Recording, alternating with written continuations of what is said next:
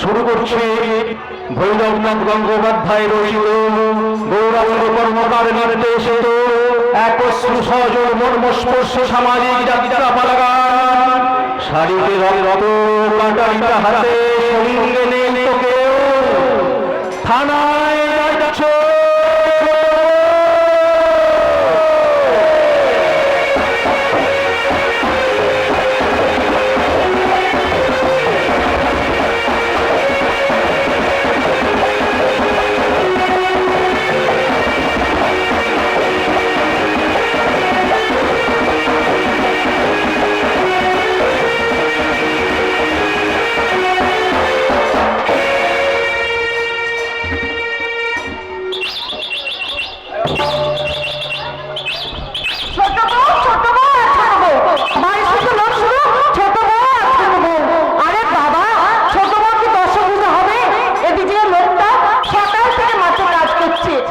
সকাল থেকে এখনো পর্যন্ত না খেয়ে আছে, সেদিকে তারা হুঁশ আছে তা নয়, শুধু ছোট বউ ছোট বউ আর ছোট বউ।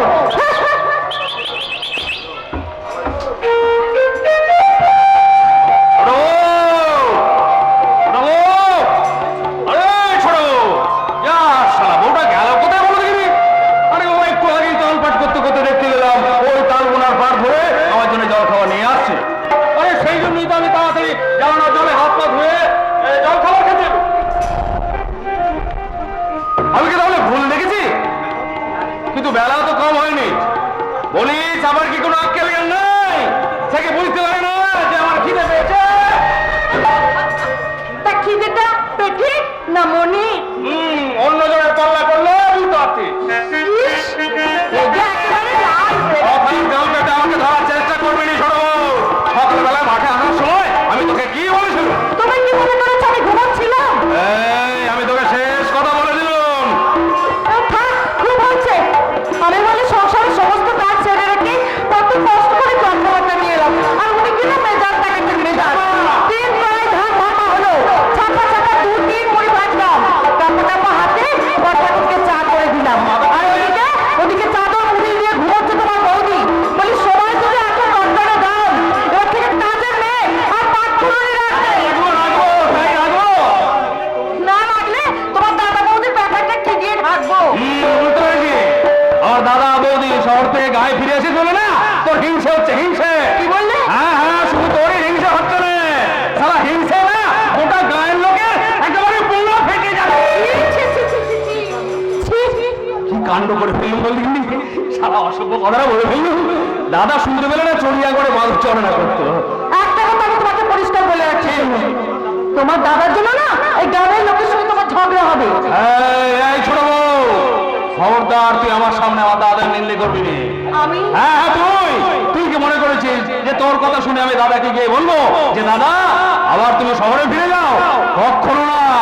ওরে বউ গেলে বউ পাওয়া যাবে, কিন্তু ভাই গেলে ভাই পাওয়া যাবে না। খুব হয়েছে, আমি তোমার কথাটা চিরকাল মনে রাখবো। এখন দয়া করে জল খাবারটা খেয়ে আমাকে উদ্ধার করো।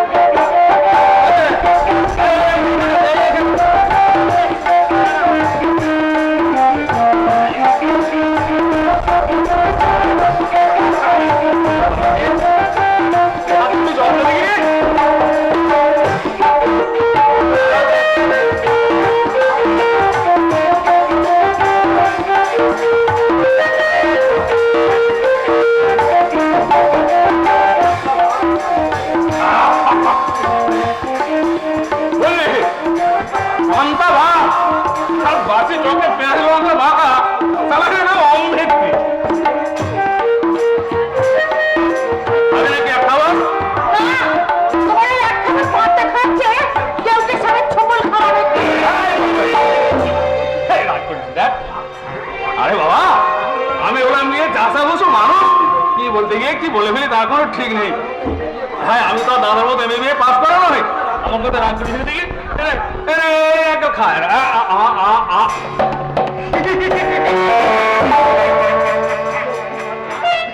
কি বলে ভালোবাসা নাকি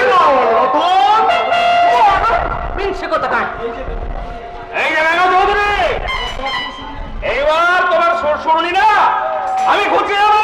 ভালো, খুব ভালো।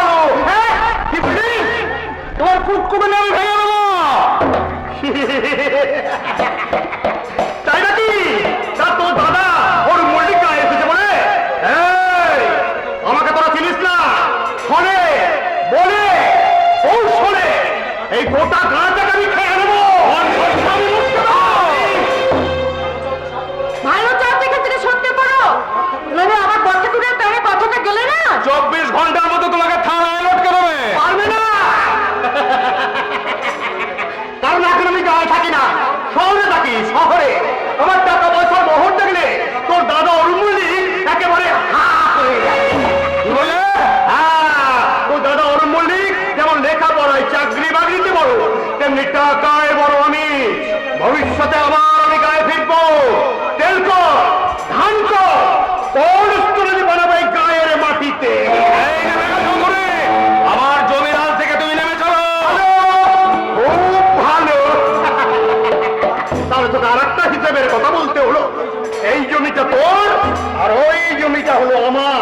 আমি শহর থেকে গায়ে ফেরার পর দেখবি তোর ওই টোকরা জমিটা আমার বাকুরির পেটে। ভালো, খুব ভালো। কাকা চৌধুরী, বাড়ি চলো।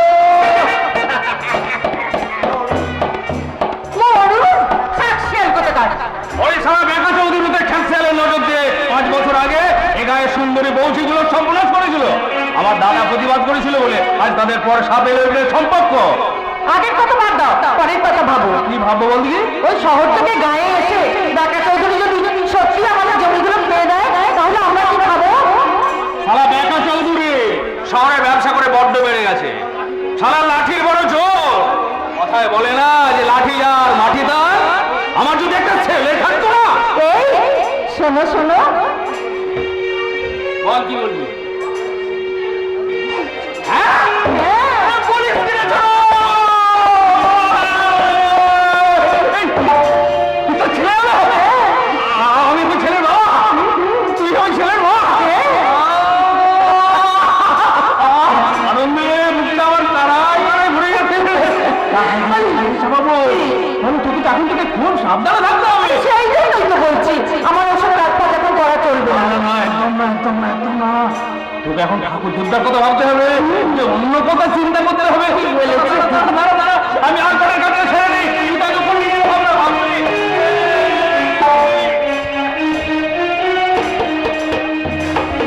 রান্না রান্না দুই পায়ে, দুলে রান্না রান্না দুই পায়ে, দুলে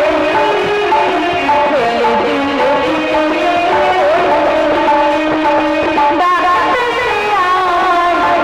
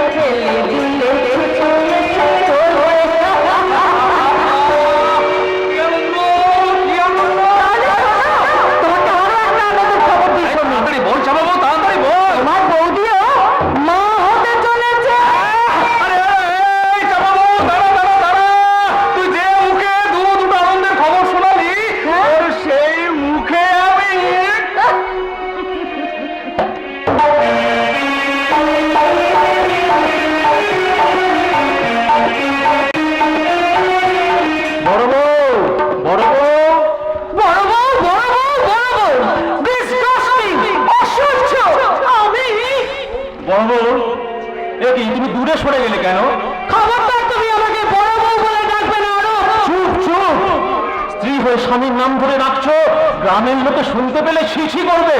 ও বুঝেছি, এই গ্রামের লোকের ভয়ে তুমি আমাকে এখানে বড় বউ বলে ডাকছো। আচ্ছা, তুমি কি এই গ্রামে এসে গেও ভূত হয়ে গেলে? না হলে এই বয়সে তুমি আমাকে মা হতে বাধ্য করলে কি করে? আমি তোমার হাতে ধরে বলছি, আমার ছোট ভাই, ছোট বৌমা, সেই সঙ্গে পাড়া প্রতিবেশীর কাছে তুমি আমাকে লজ্জায় ফেলো না। তুমি আর লজ্জার কথা বলো না। তুমি না, আরে বাবা, আজ সকালে আমি তো একেবারে বাজ পড়ার মতো চোখ মুড়ে উঠলাম। আমাকে বমি করতে দেখে তোমার ওই বিড়ালের ছোট বৌমা অমনি হাসতে হাসতে বললি, দিদি তুমিও কি আমার মতো ছেলের মা হচ্ছ? কবে আসবে সেই শুভ দিন? চুপ করো। তোমার কাছে শুভ দিন হলেও আমার কাছে এটা অশুভ। ছি, ছি, ছি, ছি, ছি, ছি। এই বয়সে মা হলে সমস্ত শরীরে গ্ল্যামার গ্ল্যামার লস হয়ে যাবে। যে মেয়ে মা হতে চায় না, তাদের জীবনের গ্ল্যামারাই তো ধস নামে। তুমি না, কি বললে? যৌবনের মৌবনে মৌমাছি দাঁড়িয়ে যেসব মেয়েরা ল্যায় ল্যায় করে ঘুরে বেড়ায়, স্বাস্থ্য নষ্ট হয়ে যাবার ভয়ে মা হতে না চায়, বুঝতে হবে তাদের মানসিক ভূগোলে কিছু গন্ডগোল আছে। ভূমণ্ডলে তুমি কতটুকু বোঝো? এই খিড়কি থেকে চন্দ্রমণ্ডল হচ্ছে তোমার পৃথিবী। আর এই গায়ের মাটিকে মনে করে মায়ের পায়ের ধুলো তুমি গায়ে মেখে জীবনটা কাটিয়েছো। কয়েকটা বছর তুমি শহরে গিয়েছিলে, তাই কি করে জানবে তুমি ওইসব শহরে style? You are a store of the mile, আমি তোমার অফিসের ফাইল নয়, file. But you are mother of my child. না না না না না, আমি মা হতে চাই না। ওইসব বাচ্চা ছেলের কান্নার শব্দ আমি সহ্য করতে পারি না। আমি যেমন সহ্য করতে পারি না ওই অভাব শব্দটা, আর আমি দু চোখে দেখতে পারি না কালো কুচকুচে গায়ের মানুষগুলোকে, কারণ এটাই আমার স্বভাব। এটা তোমার মেয়ে লিয়ানার অভাব। তাহলে শুনবে আমার জবাব? লাভ নবাব নিন্দিনী আয়েশা, শুধু নিরাশায় আর ধোঁয়াশায় ভরে যাবে আমার এই মনটা তোমার কথা শুনলে। কি বললে? অথচ আমার ছোট ভাই, রতনের বউ, আমার ছোট বৌমা, যে আমার মায়ের অভাব, বোনের অভাব পূর্ণ করেছে এই সংসারে এসে, সেই চাঁপা আজ সকালে কাঁপা কাঁপা হাতে চা নিয়ে এসে যখন আমার সামনে দাঁড়ালো, আমি তখন অবাক হয়ে দেখলাম তার চোখে মুখে সর্বাঙ্গে এক আনন্দের অপূর্ব রূপ। আমি তার মতন ধূপ হয়ে এই সংসারে পড়তে পারবো না। পড়তে হবে না বৌদি, পড়তে হবে না, আর তোমাকে একটুও পড়তে হবে না। দুপুরটা কেটে যাক, আজ বিকেলে মামুদপুরে গিয়ে আমি কাজের লোক আর পাঠ করুন ঠিক জোগাড় করে নিয়ে আসবো। আচ্ছা, থাক। আর সোহাগের সুরে কথা বলতে হবে না। সরে যাও, আমার সামনে থেকে তুমি সরে যাও। কেন সরে যাবে? কারণ আমি ওই কালো লোক সহ্য করতে পারি না। কি বললে? কারণ তুমি যখন দুপুরবেলা ঘুমাও, আমার মনে হয় তোমার মুখটা বেঁকে গেছে, আর ওই বেঁকা মুখের কোষ করিয়ে তোমার লাল পরে। সামনে কথা বলবে। কি বললে? দাদা গো, তোমার মতো বোকা লোক নিয়ে আর সংসার করা যাবে? রতন, আমার অমন দুর্গা প্রতিমার মতো বৌদিকে তুমি যখন তখন যাতা বলো কেন? হাজার হোক বৌদি তো শহরের মেয়ে। তার চেয়ে বড় কথা হলো বৌদির বাপের বাড়ির অবস্থা ভালো। সন্ধ্যে হতেই দপ দপ করে কত আলো জ্বলে। কি মেয়ে কি ছেলে, ওদের বাড়িতে কেউ একজন কালো মানুষ নেই। আজই বৌদির স্বভাবটা তো একটু অন্যরকম হতেই পারে। ধরে নিলাম প্রত্যেকটা মানুষের একটা নিজস্ব চরিত্র থাকে, কিন্তু তুমি কি আমার একটা কথার জবাব দিতে পারবে না? বলো, কি বলবে? দয়া করে বলো। আজ এক্ষুনি আমার সামনে আমার ভাইকে কালো বলে যে ঘৃণার কথাগুলো তুমি বললে, তোমার ছেলে যদি এর থেকে বেশি কালো কুৎসিত হয়ে জন্মগ্রহণ করে,